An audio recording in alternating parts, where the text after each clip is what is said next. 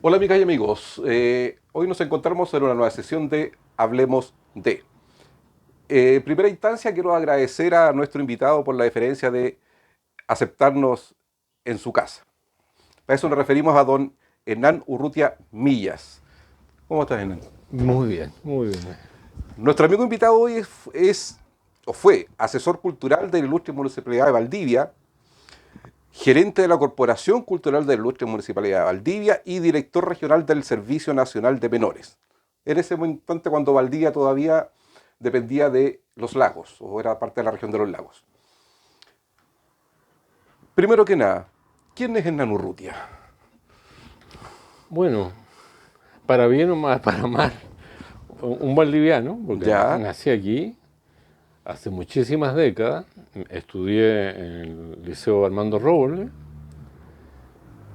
en la universidad después estudié en Santiago, en la Universidad de Chile, y siempre quise ser profesor de historia. Ya. Y prácticamente nunca fui profesor de historia por diversas cosas de la vida, digamos. Y bueno, en realidad fíjate que soy como, yo me defino como se definía antes mucha gente, un típico personaje del medio pelo. Ya. El medio pelo chileno, que es esa clase, esos sectores medios, bueno, a decir clase media, esos sectores medios en el fondo, y yo me identifico plenamente con esa ¿Y familiarmente? clasificación. ¿Ah? ¿Familiarmente? Familiarmente, bueno, tenemos una familia, mi señora es alemana, pero vive en Chile hace ya muchos años, y mis hijos son alemanes y chilenos.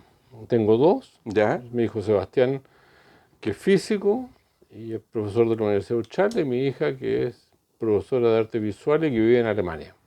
Ah, ya. Donde nació, porque ella nació en Alemania. Ya.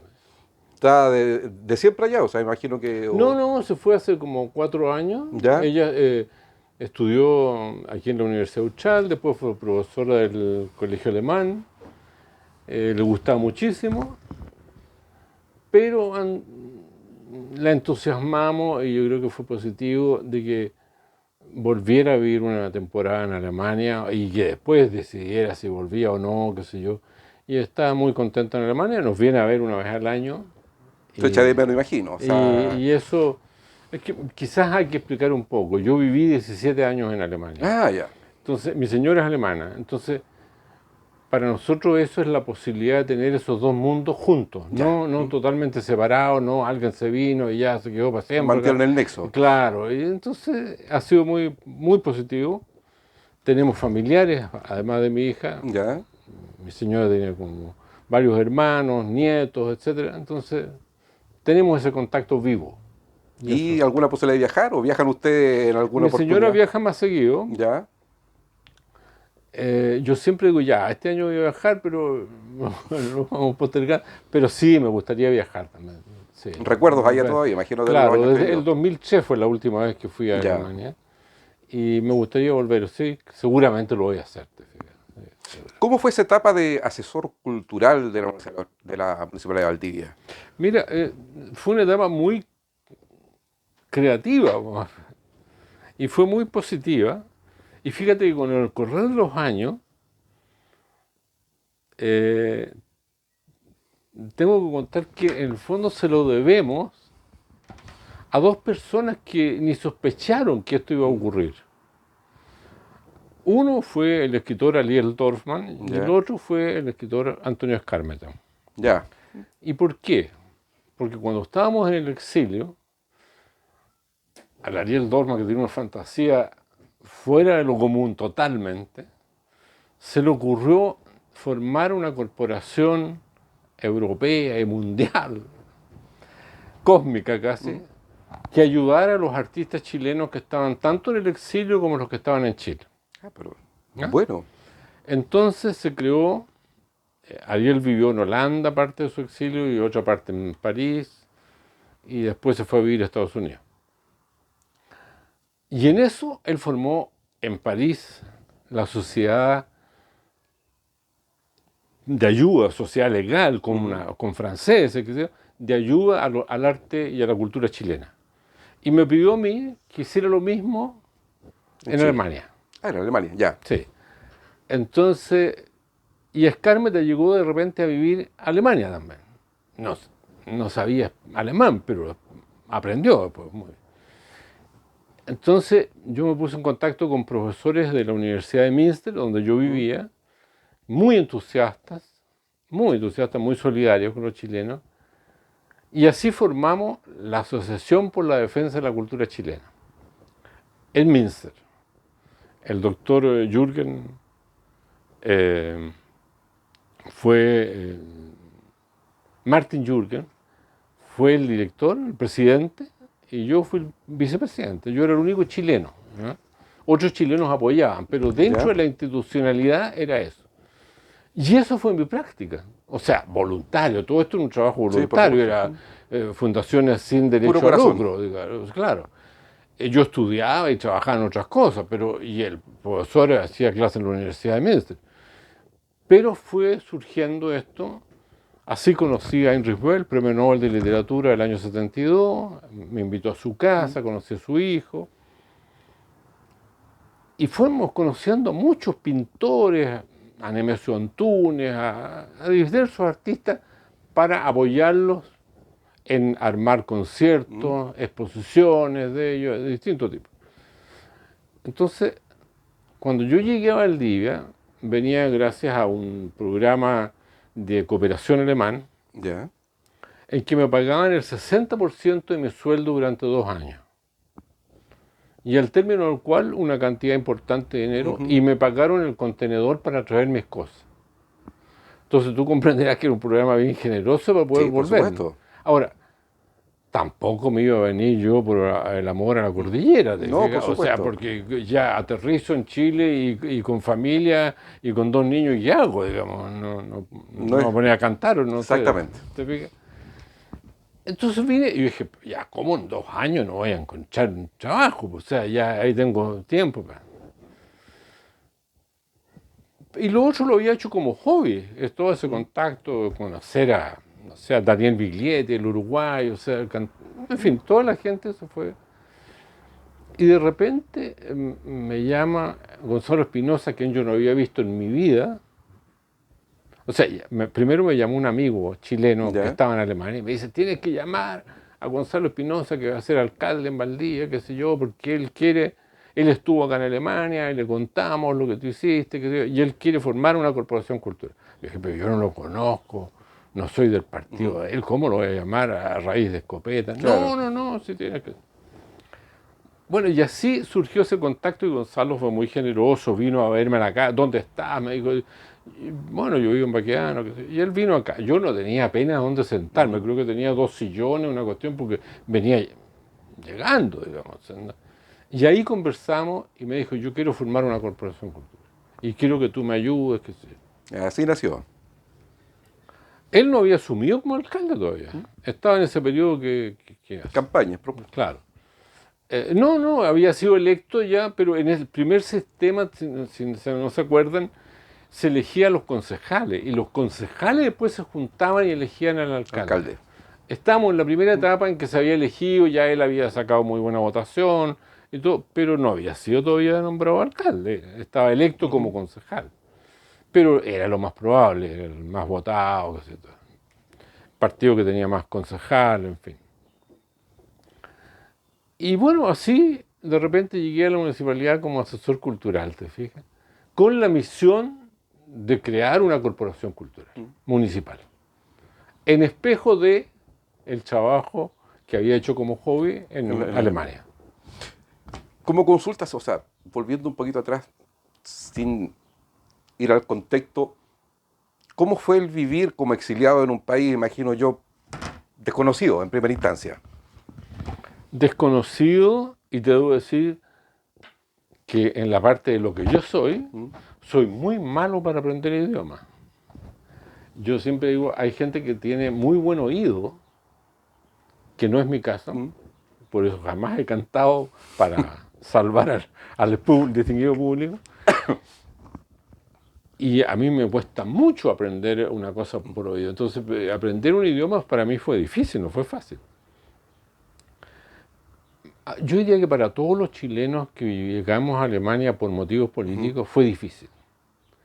Años después conocí una poesía de Bertolt Brecht, que la escribió cuando él, este poeta alemán, estuvo en el exilio en Dinamarca. Ya. Y él dice, ¿para qué aprender un idioma si la noticia que tú esperas llegará en un idioma que te es conocido? Sabias palabras. Y es una buena explicación poética, Sí, porque uno siempre está esperando, oye, no, pues si yo me voy a ir el próximo año. Es que yo me voy a ir, estoy aquí como de paso. Muy distinto al que llega a estudiar a por Alemania, el supuesto. que dice yo vengo a estudiar, a sacar un magíster, entonces voy a estar 4 años y a lo mejor me quedo. Y lo veíamos. Teníamos un compañero hondureño que hablaba fantástico el alemán, un compañero salvadoreño que nos sirvió de traductor a nosotros, fantástico, extraordinario. Y los chilenos íbamos siempre como atrás, porque estábamos, como te digo, A la espera. sí. Incluso hay una cosa simpática. En la oficina de permiso de extranjero había una señora de apellido Rademacher. Ya. Y ella me dijo un día, yo tengo un tío que vive en Valdivia, porque como me miraba los papeles y todo. Sí, sí, un sacerdote, efectivamente yo había escuchado de él, que vivía como en la salida sur, Ya. Rademacher. Así que ella me tomó muy buena voluntad para llenar los formularios, la explicación, los idiomas. Y después de mucha renovación de mi permiso de residencia, me dijo un día, ¿y cuándo cree usted que va a volver a Chile? El próximo año, le dije. Entonces ella se rió y me dijo, eso me lo he dicho como 4 veces. Entonces ahí como me di cuenta, efectivamente nosotros estamos viviendo así. Entonces yo te diría, la primera cosa como vivimos en Alemania, con dificultad para aprender alemán, pero por otro lado con una integración total. ¿Por qué? Porque los estudiantes alemanes universitarios fueron muy solidarios y el público en general, o sea, en general, extraordinariamente solidario con nosotros. Oye, de hecho hay cosas que me da vergüenza, pero hay universitarios que aprendieron español por hablar con nosotros antes que nosotros aprendiéramos alemán, digamos. Yo aprendía muy rápidamente. Les digo al público, tienen que aprender la gramática en español. Sí. Cuando uno sabe bien su propia gramática, entiende más la gramática de los otros idiomas.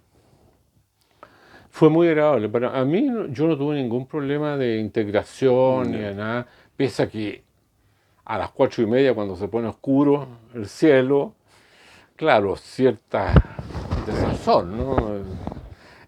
Oscurece muy temprano, ¿no? La Por ejemplo, costumbre se echan de menos. la primera vez que me invitaron a dar una vuelta, este amigo salvadoreño, me dice, oye, pasemos aquí, tomemos un café, ¿quieres comer algo? Y yo dije, un sándwich. Es que no hay sándwich. ¿Cómo que no hay sándwich? No existe esa cultura de los sándwiches. Entonces, claro, tienes que irte adaptando a otra cosa. Pero, por otro lado, todo eso que escuchaste en el colegio, de Beethoven, de todo lo que escuchaste de la historia, puedes verlo. Sí. Entonces, ¿cómo me iba a quejar? Pues, No, por supuesto. Va un hombre que le gusta la cultura. Claro, tú disfrutabas de Sí. eso. Y además teníamos la posibilidad de trabajar, te fijas, en trabajo muy rústico, por ejemplo, una lavandería muy grande, en que te producía un sopor, porque me acuerdo había una especie de muñeco, y tú ponías las chaquetas de hombre, ¿no es cierto?, o de mujer, las chaquetas ahí, y apretabas con un pie y se llenaba eso de vapor desde adentro. Ya. Y tú con una escobilla lo ibas planchando. Claro, quedaba súper bien, pero ese vapor, ese calor te producía un cansancio también, ¿no? Pero fue muy grato, para mí fue muy grato. Tengo entendido que en algún momento, o sea, no en algún momento, en Valdivia fue partícipe de la creación de grupos, de corporaciones, porque tengo muchos amigos conocidos que usted es su mentor. Sé que trabajó con jóvenes en algún momento. Conozco a muchos. Sí. Cuéntanos un poquito. Sí. Oye, mira, Bueno, ¿sabes qué? Eso se entiende y yo creo que mucha gente no lo entendía por qué. ¿Eh? Parto por decirte que yo estudié para ser profesor y que nunca casi pude ser profesor, porque vino el golpe, en fin, toda la cosa. Y que salí a Alemania y no podía ser profesor si no hablaba ni alemán, imagínate tú. Entonces hice otras cosas, aprendí otras cosas. Y cuando volví a la Corporación Cultural, todo el mundo siempre está de acuerdo en una cosa, que siempre llegan las mismas personas. Sí. Tú haces una inauguración de exposición, llegan 50 personas, haces otra exposición y llegan casi las mismas 50 personas. ¿Sí? Entonces, bueno, al final estamos haciendo una exposición para 50 personas. Ya ponle 100 en que vayan. Pero es una ciudad muy grande. Sí. Entonces, también por casualidad, te fijas, por esta cosa. El alcalde Gonzalo Espinosa me dice, yo quería hablar con él de cultura, de la corporación, entonces me dijo en la municipalidad, oye, voy saliendo, tengo que ir a ver una casa que entrega Deportes Valdivia, o Real Valdivia se llamaba en esa época, pero ven conmigo y hablamos en el auto. Ya, perfecto, le dije yo. Y partimos acá al lado del Coliseo, y ahí había una casa, que la botaron hace como 3 años atrás, una cosa así, 4,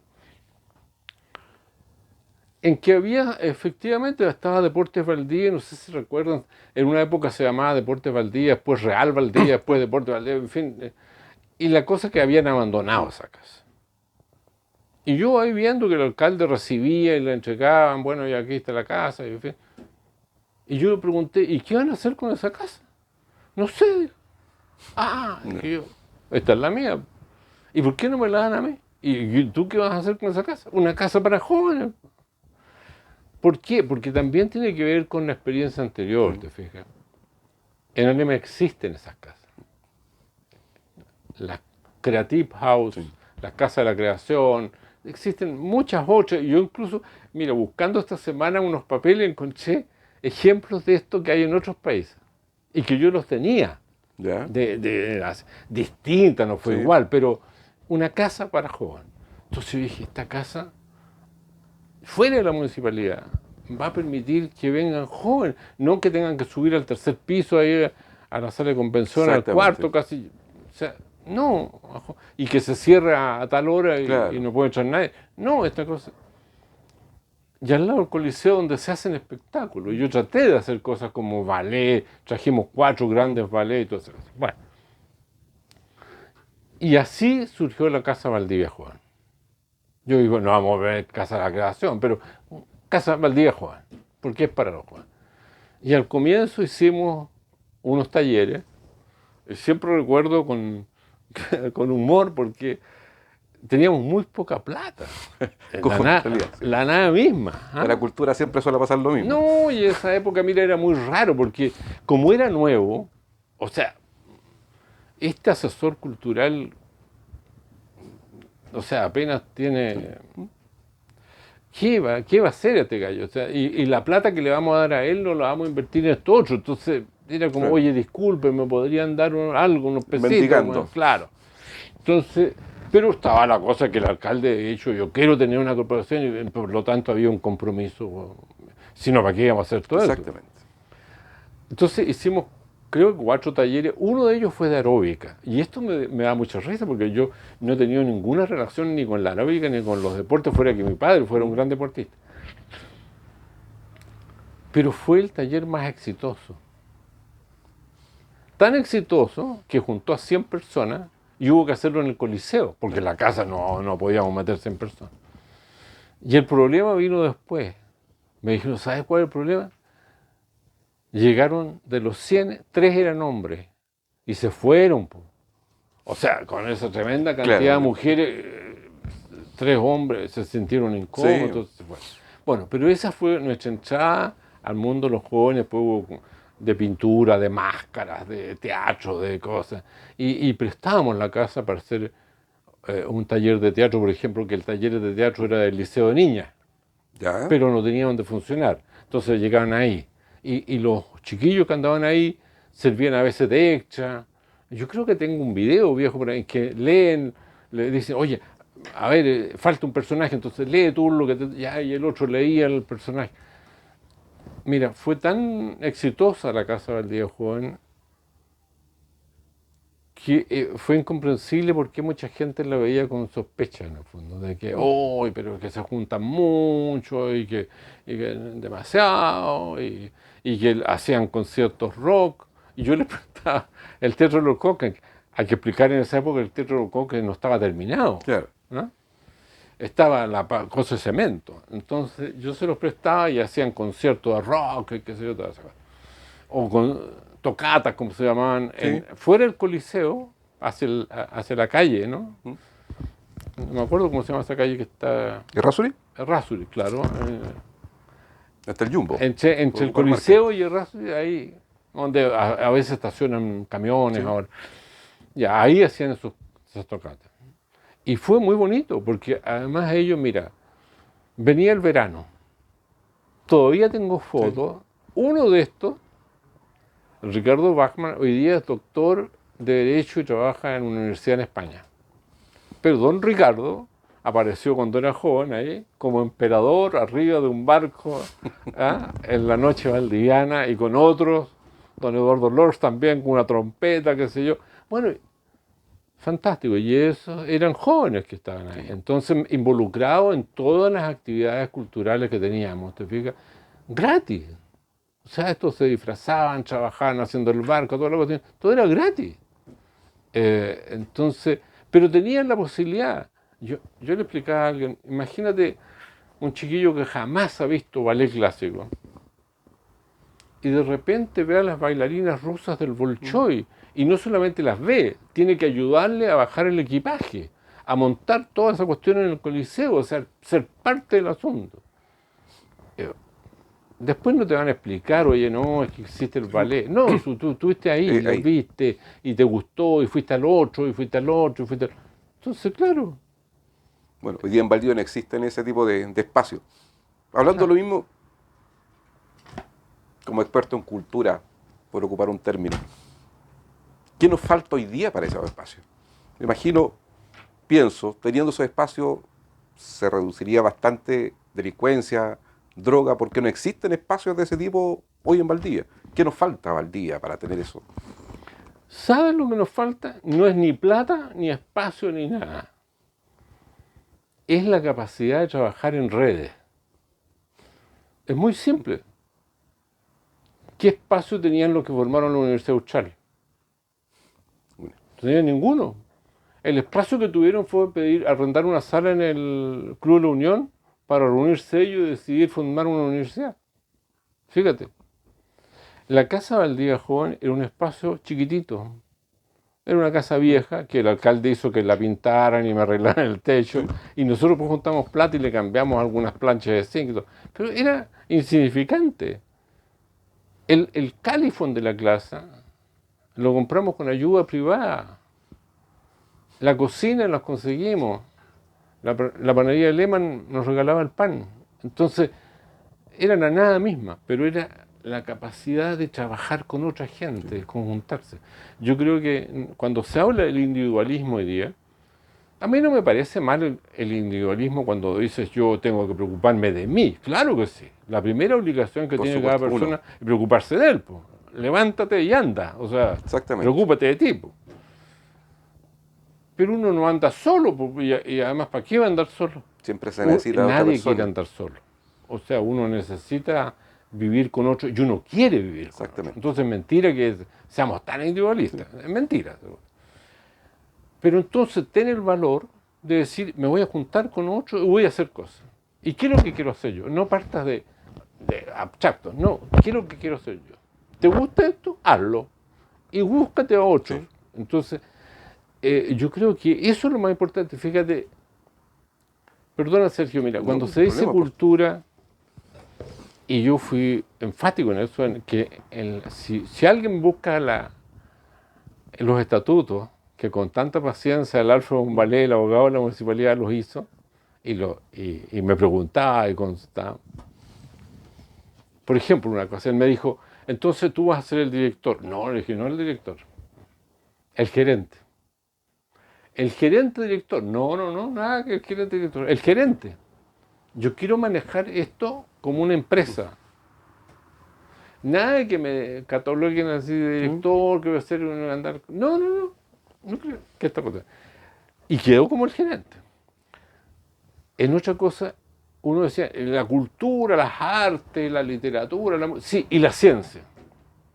¿Pero y qué tiene que ver la ciencia? No, la ciencia. Bueno, se discutió la ciencia. En los estatutos de día dice la ciencia. Ahora nadie se da cuenta, pero la ciencia. Porque la ciencia es parte de la cultura, si la cultura es lo que el hombre hace. Exactamente. Entonces no puedo separar la ciencia de la literatura, ¿te fijas? Entonces la cosa está ahí. Dime tú, ¿cuántos profesores de arte hay en los liceos? El día de hoy, que yo sepa, ninguno. ¿Y quién los ha invitado? Nadie. ¿No debería ser la Corporación Cultural de la Ilustre Municipalidad de Valdivia la que los una Por supuesto. y les diga, muchachos, aquí tengo, no sé, tengo 3 millones por último para que nos juntemos en un gran seminario y les voy a regalar un libro a cada uno y a escuchar vuestras cuitas, vuestros llantos, Sí, por supuesto. y a ver si después de que nos escuchemos cada uno sus llantos, ¿qué podemos hacer en conjunto? Y tú tienes ahí personas que por su labor diaria, por su trabajo, están relacionados con el arte y la cultura. Exactamente. ¿Cuántos profesores de música tienes? Lo mismo. ¿Cuántos coros hay en Valdivia? Que subsisten ahí. ¿Quién los junta? Entonces yo te digo, la gente existe y lo que está. Pero no trabajamos en red, sino que cada uno mata los toros y el individualismo no. Exactamente. Arréglatelas tú y postula un fondo, una cuestión. Yo digo, ¿cómo es posible que gastemos en el verano, o gastábamos, una tremenda cifra? Turismo. ¿Y qué es lo que se hace con los que estudian, los estudiantes que estudian turismo en el INSAT, que el instituto que está, Sí. participan ellos en alguna cosa? No. Los profesores, los alumnos, los invitaron a trabajar en el verano en Valdivia. Ah, no, que no se nos había ocurrido, que están de vacaciones. Sí.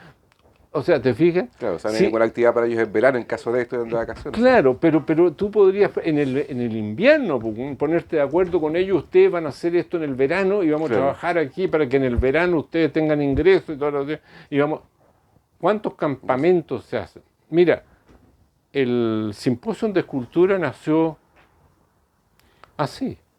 El Simposio de Cultura salió porque una persona de Amigos del Arte empezó a buscar dónde podría hacer una sociedad en Chile, socia de Amigos del Arte de Santiago, para hacer un simposio de escultura. Y llegó acá y me dijeron, habla con el enano. Y no teníamos nada. Pero así surgió que de repente teníamos 15 grandes escultores, más el Guillermo Franco, que era escultor de acá, de Valdivia, y salió un proceso en que mucha gente vio escultura, participó, que hacer más masivo, más extensivo, la verdad. extensivo. Volcando un poco jóvenes, delincuencia, también fue el director del Sename. ¿Hay alguna diferencia? O sea, la delincuencia siempre es la misma. Pero ¿considera que ha habido algún incremento de los tiempos en que fue director del Sename al día de hoy? Porque si uno analiza, se habla mucho de rehabilitación. Pero yo pienso personalmente que rehabilitación no existe. Me tocó en algún momento trabajar con jóvenes y no hay espacio para rehabilitar, sino más que nada es una escuela de delincuencia. Sí. ¿Lo ve de ese punto de vista? O sea, mira, yo creo que la rehabilitación es bien débil en Chile en general. ¿No? Pensemos que ya la droga es una cosa mucho más grande, más grave, porque tú sabes que es mucho más caro rehabilitar a alguien de la droga que rehabilitarlo de otras cosas. Pero pensemos en general, la rehabilitación. El que está en la cárcel, por cualquier razón, ¿funciona la rehabilitación? ¿O la cárcel en general te perfecciona? ¿No? Sí. Porque fíjate qué oportunidad extraordinaria, ¿no? Tú tienes una persona, y yo en ese proyecto de Valdivia Joven había quienes habían estado en la cárcel, ¿no? Había, los conozco y soy amigo con ellos hasta algunos, hasta la fecha. Entonces,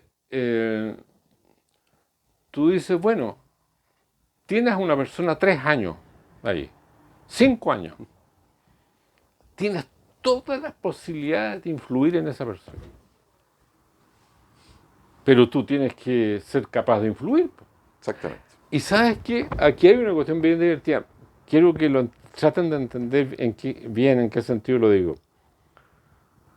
Yo creo que la gente no se cree capaz de nada, fíjate. Mucha gente, no todos, por supuesto, pero a veces hay gente clave que no se creen capaz. Por ejemplo, yo he tenido jóvenes aquí. Y yo he dicho, mira, la droga es para los perdedores. Buen punto. Porque un triunfador, ¿para qué va a drogarse? ¿Qué es lo que alguien con la droga? Y esto no pensemos ahora, pensemos cuando se empezó la droga como hace mucho tiempo. La droga existió siempre, Sí. pero ya como fenómeno más.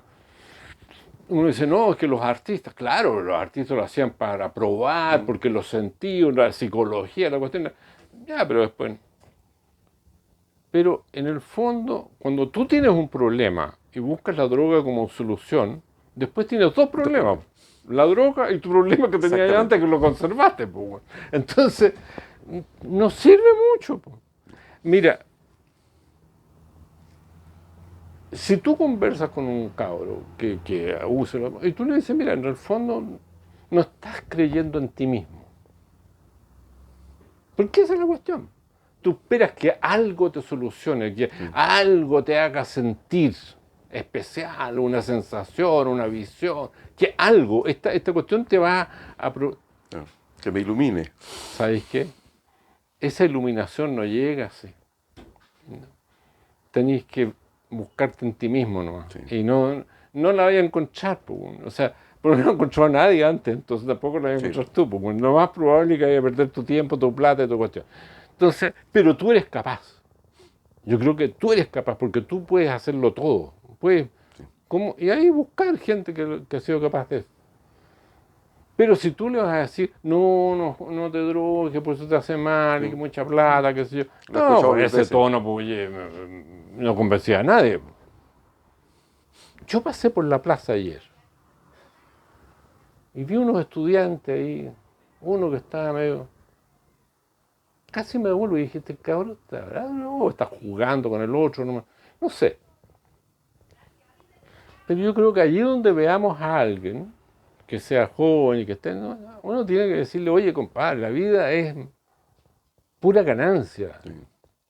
Si te atreves a caminar, entonces no necesitas esa cuestión. Exactamente. No, tú eres capaz de muchas cosas. Entonces, ¿para qué vaya a encerrarte en la mediocridad, güey? Entonces, de ahí partimos, pero no, y ahí, claro que es necesario la rehabilitación y todo, pero sobre todo apoyar. Sí. O sea, un acompañamiento en el fondo. O sea, yo estoy contigo, déjate de tonteras, güey, para eso el mundo. Mira, y de repente hay que usar un lenguaje no tan ortodoxo. Sí.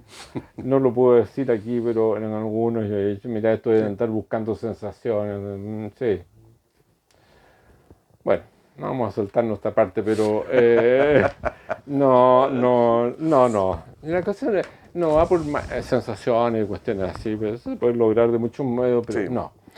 Entonces, sí, yo creo que creer en la cultura no es como un adorno, bueno, que me voy a poner hoy día Rococó y voy a poner un cuadro de Picasso y voy a escuchar Mozart, Bach. No es eso. Es creer en la profunda capacidad del hombre de crear.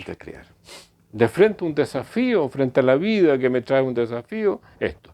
Ahora, si te vayas a poner a llorar, yo le digo, cuando estaba en el Sename, me tocaba, entre otras cosas, ir a la cárcel y ver a la sección menores, ¿no? Y había un chiquillo que puedo decir que se llama Alejandro, porque se llama Alejandro. Yo le dije, Alejandro Magno. Alejandro, tú tienes el nombre de Alejandro Magno, que era el grande, el gran conquistador. Me miró, bueno, será, pues, ya, ¿qué le vamos a hacer? El otro estaba en la cárcel, me tenía que encontrar la razón, pero... Entonces, él me empezó, yo le dije, a ver, pero cuéntame tu vida. Bueno, me contó. Ya le dije, Mira, Alejandro, si tú quieres llorar, yo lloro contigo. Y vamos a llorar los dos aquí. Pero hasta cierto punto nomás. Claro. O sea, ya después que habremos llorado 15 minutos, tenemos que parar la cuestión. Entonces, ahí la cosa es, ¿qué es lo que vamos a hacer? Sí, pues. Para no seguir llorando, porque no, está bien llorar Sí. y es justo, necesario y es verdad, pues. Hay que seguir caminando. Pero después tenemos que reponernos. Bueno, se rió en el fondo, ya, ahí conversó otra cosa. Pero yo creo que es eso en el fondo, ¿ah? Con los jóvenes, de repente andan medio despistados. ¿Sabéis qué? Voy a decir algo medio pesado. Porque los papás andan despistados. Es la verdad. Mira, nosotros, entre otras cosas, trabajamos con adolescentes alemanes que tenían problemas ellos. Y un psiquiatra alemán, el doctor Diefenbach, nos enseñó una cosa muy interesante. Había que buscar tutores para estos niños. Y él dijo, un tutor no tiene que ser una persona que haya estudiado montones de cosas. Bueno, no. Tiene que ser alguien que tenga una pasión por algo. Si es mecánico, que el tipo sea chiflado, anda arreglando autos con su auto, aunque sea su auto, pero anda arreglando el auto el día domingo, anda arreglando, está chalado. Lo único que habla es de la mecánica y la cuestión y ve el mundo a través de la mecánica. Ojalá tuviéramos un escalador. Y conocimos un escalador. Un gallo que vaya a la montaña y escale y esa sea su pasión. Y todo. Necesitamos gente con pasiones, con hobbies, con fuerza. Porque el adolescente no se va a convencer por un gallo de oficina que anda ahí ordenadito, que oye, no hagas esto. Demuéstrame con hechos. No, demuéstrame con hecho tu pasión. Convénceme. Está esperando que alguien lo convenza, porque en la vida no lo han convencido mucho y ha tenido que sufrir solo y ha quedado solo. Entonces, lo que necesita es, a él yo te creo, pero, oye, ¿por qué leía uno, cuando te hablo de mi infancia, ¿por qué leía uno a Sandokan, las novelas de Emilio Salgari, y hoy día no sé qué leerán, pero bueno, porque tú veías héroes, veías gallos que se la jugaban, que se... Yo en política decía, oye, en el exilio en Alemania, me acuerdo de Sandokan, compadre. Sandokan no era que dijera, oiga, combatan por aquí, váyanse por allá, Bien. súbanse a la montaña. No, Vamos. el Sandokan era el que iba adelante. Entonces, en la vida tú lo que buscas, en la política, en el arte, Sandokan es, líder. Claro, pero no que te diga como Sí. que no, váyase por acá. No, ándate tú primero. Sí. O no como mi padre me decía cuando yo era adolescente, era joven, no era adolescente. Pero no, ustedes en política los usan para andar pintando murallas, no. A mí me da rabia esa cuestión, pero mucho hay de eso también, o sea, de que te usen, te digan, tú estás bueno para repartir volantes, Claro. pero después no, entonces, eso es para nosotros. Entonces yo creo que el joven en la cultura, en esto, y por eso tenemos que creernos más en la cultura. A mí me gusta la gente que es capaz de jugarse por algo, ¿te fijas? Y yo creo que todos andamos buscando ese tipo de personas. Exactamente. Hernán, te quiero agradecer tu tiempo, la hospitalidad, tu casa. Por favor, muchas gracias. a ti, Sergio. ¿No? ¿Por qué? Y ya nos Un andaremos pequeño, encontrando. Por supuesto, nos estamos encontrando. Valdivia es chiquitito. Se nos acaba de desarmar el producto, pero ahí está. Es un pequeño obsequio que nosotros le entregamos a todas las personas pero a muy quienes bien. entrevistamos. Excelente, lo guardaré con mucho cariño y espero. Pero por favor, Sí, está hasta con nombre y Por apellido. supuesto, sí. Bueno. No, excelente. No, sí. Es con dedicatoria. Es con dedicatoria, muy bien. Bueno, que les vaya muy bien Muchas gracias. y nos seguiremos encontrando. Por supuesto. Amigos, muchas gracias por su tiempo. Eso ha sido todo por hoy y nos vemos en una nueva sesión de Hablemos de. Nos vemos.